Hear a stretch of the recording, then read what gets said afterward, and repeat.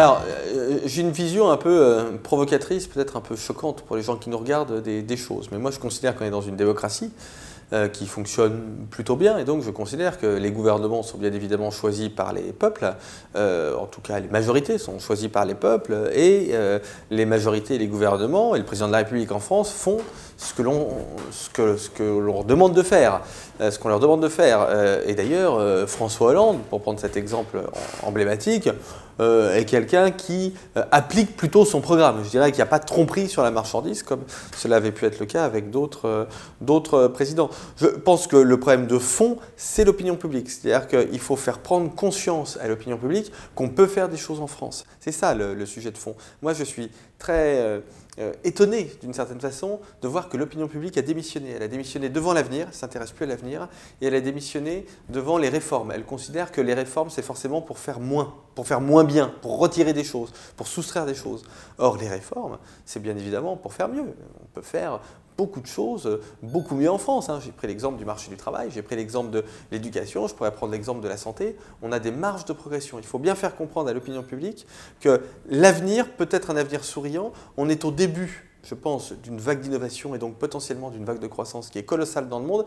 Il ne tient qu'à nous de faire de bonnes réformes pour pouvoir profiter de tout ceci. Alors, je crois qu'il faut construire un discours qui soit un discours schumpeterien. Donc en effet, Schumpeter était l'économiste de l'innovation et de la destruction créatrice.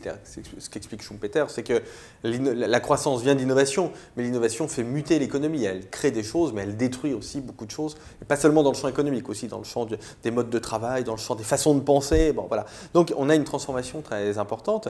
Il faut expliquer aux Français que cette transformation, vous avez tout à fait raison, elle est inévitable, c'est-à-dire que de toute façon, la voiture sans chauffeur, les drones, ça ne va pas s'arrêter aux frontières de la France. Les biotechnologies moléculaires, les imprimantes 3D, ça va arriver en France. Par contre, ce qui est entre nos mains, c'est l'utilisation, c'est de mettre en œuvre des politiques publiques qui vont nous permettre d'innover, d'utiliser ces innovations et surtout de gérer la phase destruction de la destruction créatrice. Moi, je dis toujours, il faut un discours, par exemple, il faut un discours qui soit un discours qui s'adresse aux taxis, aux moniteurs d'auto-école, c'est-à-dire aux laboratoires d'analyse médicale, c'est-à-dire aux gens, aux structures qui vont être bousculées ces prochaines années par la destruction créatrice schumpeterienne. Et je pense qu'au fond, tout ceci passe par une immense réforme de la formation, pas seulement de l'éducation, mais de la formation tout au long de la vie. C'est ça l'immense sujet d'un pays comme la France. C'est comment faire comprendre à un moniteur d'auto-école